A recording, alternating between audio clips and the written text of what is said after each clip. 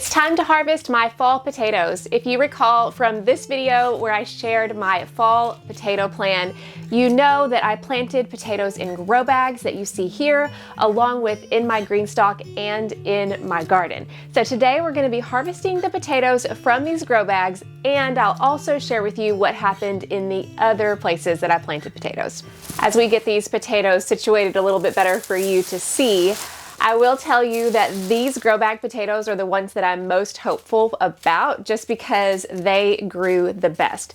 The potatoes that I planted in my regular garden space, they never really took off. I don't know if they had too much shade or didn't have enough water. We were kind of in a drought at that period of time, and my irrigation didn't keep up very well. But they didn't do all that great. And of course, when the freeze came at the end of October, they were done, and I may have gotten a handful out of them.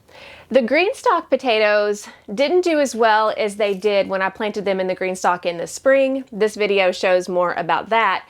But what happened with those, I think, was I had put the green stalk too close to my house, so those potatoes got too much shade. I could tell by the way they were growing, they were long and lanky, and they just didn't get enough sun. So I think that's why those didn't do as well. And the harvest that I did a couple of months ago definitely reflected that. I got a few, but definitely not as much as I had hoped for. But the grow bag potatoes are the ones that did the best. I was able to move them into the shade during the hot part of August and even September, but I also was able to get it out into full sun for as long as I could. I could definitely tell a difference in the growth, being able to keep them in the sun for as long as possible and only taking them out of full sun in the hottest of days. Then when the freeze came, I was able to put them inside the greenhouse like I had planned to be able to buy a little bit more time from these grow bag potatoes.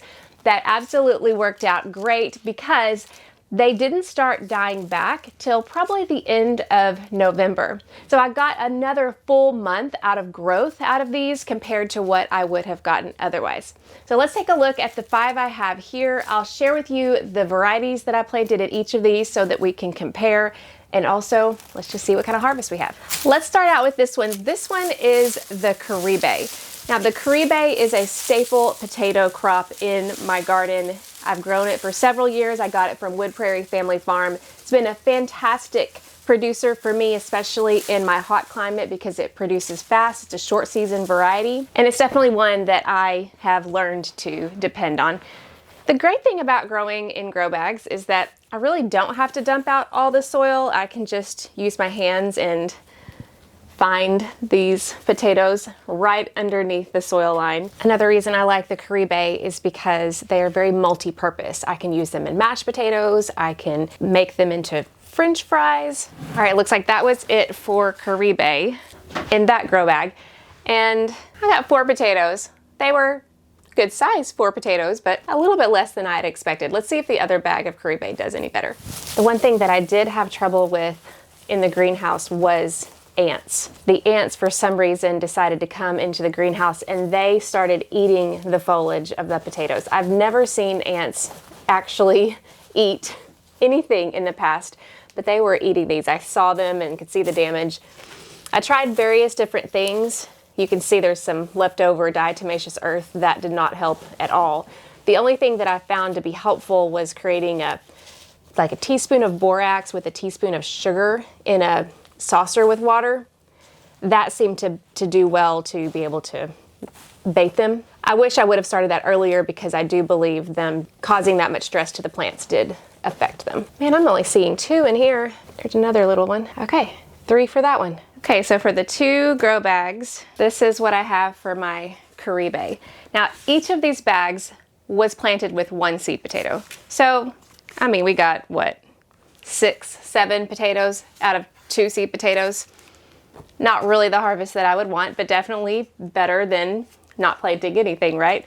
So that was Caribou. Let's go to the next one. This one is a new one for me. This is Caribou russet. I've never had success growing russet potatoes in my climate just because they tend to be longer season varieties. And this in particular is a mid-season variety, so it takes longer to mature than the Caribou does. I thought I would try it just to see if I could make it work, especially bringing the grow bags into my greenhouse. And I've got a couple of here. Let's see if I can find any more. Nope. 2 little potatoes out of that one. Oh, that's disappointing, but I'll add it to my basket. We'll go on to the next ones. These last 2 varieties are probably the best tasting potato varieties I've ever had. Huckleberry Gold. They are a mid-season potato variety. They're a little bit harder for me to grow in Arkansas because we get so hot so fast, and when we start getting hot, tuber development is restricted. So that's why I thought that it would be fun to try the Huckleberry Gold in the fall, and maybe I could get a better harvest out of these. But if you've never tried Huckleberry Gold, they are delicious. Hopefully they will surprise me. Give me more than the other 2 have.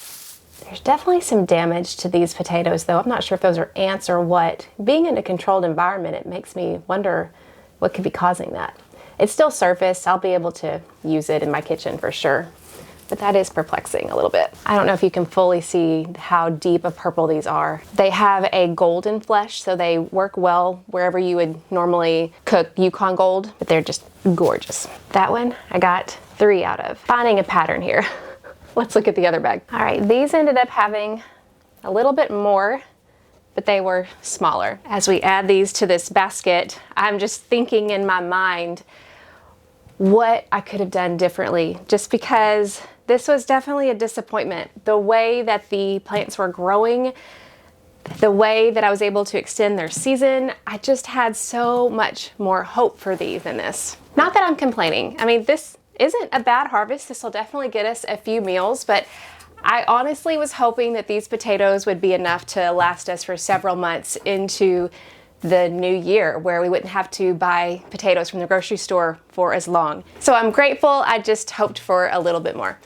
As I'm brainstorming how I will do this next year for the fall garden, I think the first thing that comes to mind that I did right was obviously the grow bag potatoes definitely did better than the ones in the green stock that were in the shade. So I do like growing potatoes in the green stock. I think I would just make sure they're in as much sun as possible, especially in the fall when the daylight is getting shorter. Another thing that went well was bringing them into the greenhouse. They didn't die in the freeze. I was able to buy more time, so that definitely worked better than the ones out in the garden that I had to harvest right after the freeze.